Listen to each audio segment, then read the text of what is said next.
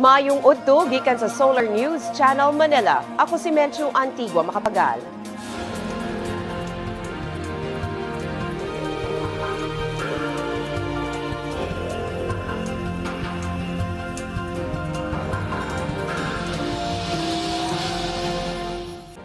Namakwit ang 3,000 kamulupyo sa Zamboanga City sa grabing baha samtang apektado sab ang mga evacuees. Mutukod og mga classrooms didto sa Zamboanga ang singer nga si Apple Diab.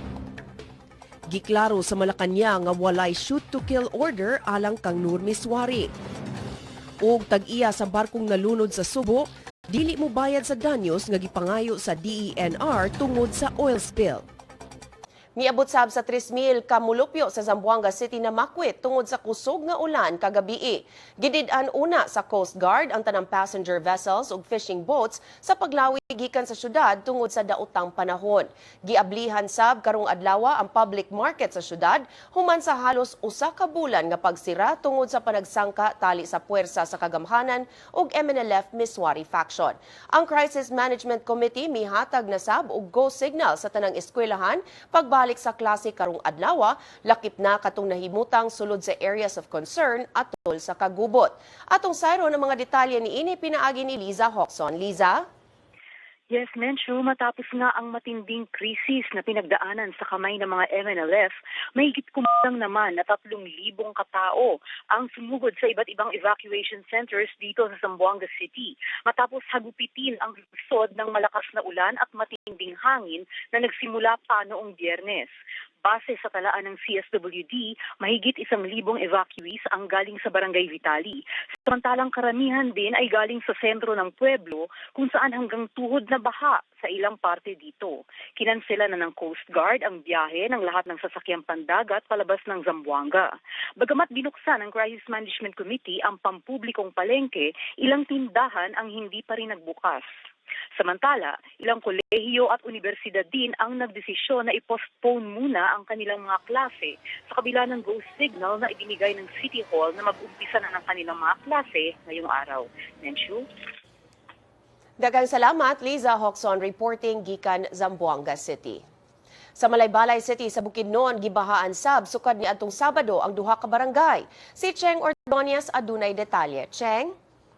Menchu, napugos pagbiya sa ilang panimalay ang 360 ka pamilya sa duha ka barangay sa Malaybalay City, ang kapital sa lalawigan sa Bukidnon. Kusog nga baha dala sa grabing ulan miigo sa duha ka barangay sukad ni adtong Sabado. Apektado ang 450 ka tawo dito sa barangay Kabangahan, samtang laing 60 ka pamilya ang gilangkuban sa 60 ka tawo dito sa barangay Aglayan.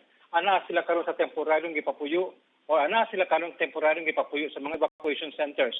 Hangtod kagahapon, ang Provincial Disaster Risk Reduction and Management Council sa Bukidnon nakatala og 14 ka panimalay sa barangay Kabangahan ug 8 ka balay sa barangay Aglayan nga naanod sa baha. Daling mitubag ang City Disaster Emergency Rescue Team and Philippine National Red Cross ug auxiliary rescue volunteers alang sa mga panginahanglan sa mga biktima. Wala hinuoy gitaho nga casualties atol sa pagbaha. Menchu. Daghang salamat, Cheng Ordonez, reporting gikan Cagayan de Oro City. Aniya na ang front pages sa mga pamantalaan sa Sugbo. Sa Sunstar Super Balita, naghikog ang usa ka lolo dihang wala siya sugta sa iyang asawa nga mudisko sa Aluginsan, Cebu kagabii. Sa Cebu Daily News, planong buksan sa South Korea ang usa ka consulate sa Sugbo. Og sa The Freeman, gibaha ang pipila ka bahin sa Bayawan City, Negros Oriental kagahapon. Dili mo bayad ang shipping company nga tag-iya sa nalunod nga MV St. Thomas Aquinas sa danyos nga gipangayo sa DENR tungod sa kadaot nga nahatag sa oil spill. Si Justin Vestil adunay detalye. Justin? Yes, Mencho, dili mo bayad ang shipping company to go sa 41.7 million pesos nga danyos nga gipangayo sa Department of Environment and Natural Resources tungod sa nangatawat nga makawan matud ni Litius Salvio sa Togo. Nakagasto naman gani sila og 55 million pesos aron lang pagsulbad sa oil spill sa putanan sa pagkalunod sa ilang barko MV St. Thomas Aquinas sa kadagatan sa Talisay City. Gawa sa Togo, ipadadaan sa DNR 7 og demand letter ang Philippines Pan-Asia Carrier Corporation nga mao'y tag-iya sa MV Pisio Express 7 na nakabangga sa barko sa Tugo ni adtong Agosto. Lakip sa gigastuhan sa Tugo ang services sa Malayan Towage usa ka international oil spill removal company aron pagsulbad sa maong oil spill. Gihatagan sa panginabuhian sa shipping company ang mga apektadong mananagat sa Cordova. Apan mato ni DMR7 spokesperson Eddie Yamedo, bisan nakagasto na ang Tugo alang sa oil spill damage, obligado gihapon kining mobayad tungo sa panglapas sa Republic Act 9483 o ang Oil Pollution Compensation Act of 2007. Base sa maong balaod, ang duha ka shipping companies ang manubag sa maong danyos. Ipasabot sa ni Yamedo nga ang 41.7 million pesos nga ilang gipangayo gamitong alang sa rehabilitation sa mangrove plantations nga nadaot sa oil spill. 12 ka barangay sa Cordova ug Lapu-Lapu City apektado sa oil spill gikan sa MV St. Thomas Aquinas. Mencho.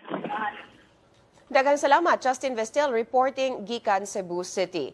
Gidistribute niya itong Biyernes ug Sabado sa Cebu City Government ang ikaduhang financial aid alang sa mga senior citizens sa Dakbayan.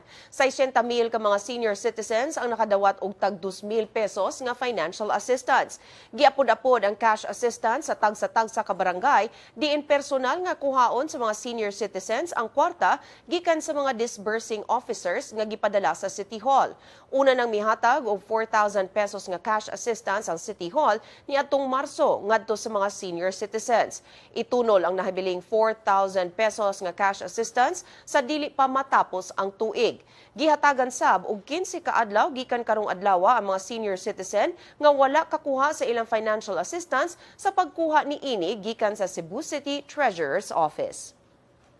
Limpyuhan pa sa Commission on Elections sa Eastern Visayas ang listahan sa mga barangay nga ilhong area of concern atol sa umaabot nga barangay election sa rehiyon. Mato ni COMELEC Regional Director Attorney Jose Nick Mendros, pagkakaron adunay 292 ka barangay sa rehiyon nga giisip nga areas of concern. Apan ang listahan ni adto pang miaging piniliay busa gikinahanglan nga bag-uhon. Lakip sa anaa sa listahan ang mga barangay sa Northern Samar, Samar Province, Eastern Samar ug Leyte. Walay nalista nga barangay sa lalawigan sa Biliran. Gituki kini atol sa relaunching sa Bawal ang Epal Dito kun Baed campaign sa Department of Social Welfare and Development. Ubos sa Baed, likayan nga gamiton sa kampanya sa mga kandidato ang Poverty Alleviation Program, Pantawid Pamilya Pilipino Program o 4Ps sa kagamhanan. Ang kanhi barangay kapitan nga gipatay sa Samar ni adtong miaging Domingo maoy mibulgar sa giingong ghost projects ni Samar Congresswoman Milagrosa Tan. Apan mga opisyales sa DPWH mihimakak sa pasangil ug miingon nga nagpadayon ang maong mga proyekto. Si Wilmark Amazona sa detalye. Wilmark? Menchu, gipasabot sa mga opisyal sa Department of Public Works and Highways sa 2nd District sa Samar nga dili ghost project kun dili tinuod og nagpadayon ang mga proyekto nga gigastusan sa pork barrel ni Congresswoman Milagrosa Tan. Matod sa Assistant District Engineer sa Samar 2nd District, Engineer Ruben de los Reyes, ang road project sa Barangay Lagundi padulong sa Sitio Peña sa Barangay San Andres gigastusan og 11.39 million pesos.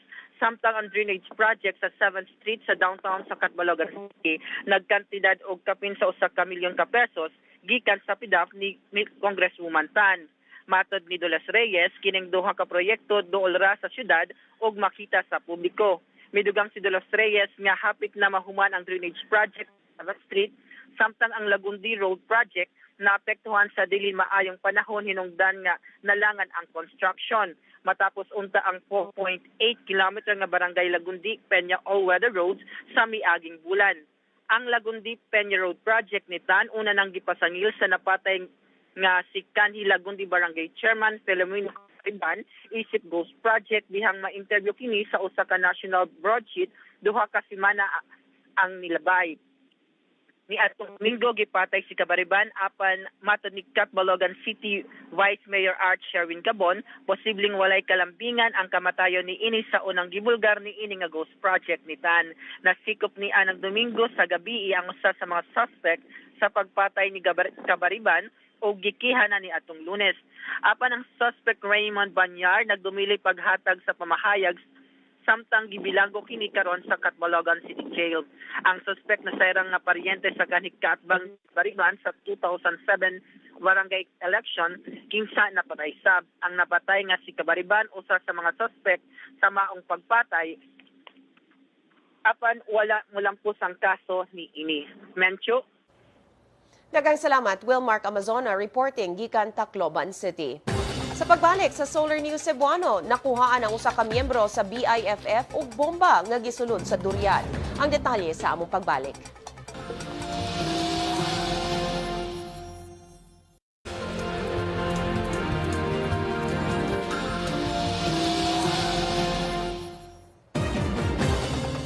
Atong sayro ng mga front pages sa mga pamantalaan sa Mindanao. Sa Sunstar Davao, gitaho sa Davao City Health Office nga ang pneumonia gihapon ang nagunang sakit nga makapatay sa mga masuso sa syudad. Sa Bandera Mindanao, namakwit ang gatusan ka mga residente sa Maco, Compostela Valley tungod sa engkwentro sa militar ug sa mga sakop sa New People's Army. Sa Mindanao Daily, Northern Mindanao, malaumon ang Misamis Oriental nga makakuhag pwesto ang lalawigan sa tourism roadmap sa nasod. Sa Mindanao Daily, Western Mindanao, giandam na sa kagamhanan ang linibo ka mga patrol cars alang sa nagkalain-laing mga lungsod sa nasod alang sa sulod tuig. Sa Mindanao Daily, Caraga, duha ang nadakpan sa Caraga Region sukad nagsugod ang COMELEC gun ban ni adtong September 28. Og sa Mindanao Daily Davao, gihisgutan ni Vice Presidente Jejomar Binay ang mga housing projects atol sa iyang pagbisita sa Davao del Norte sa miaging semana.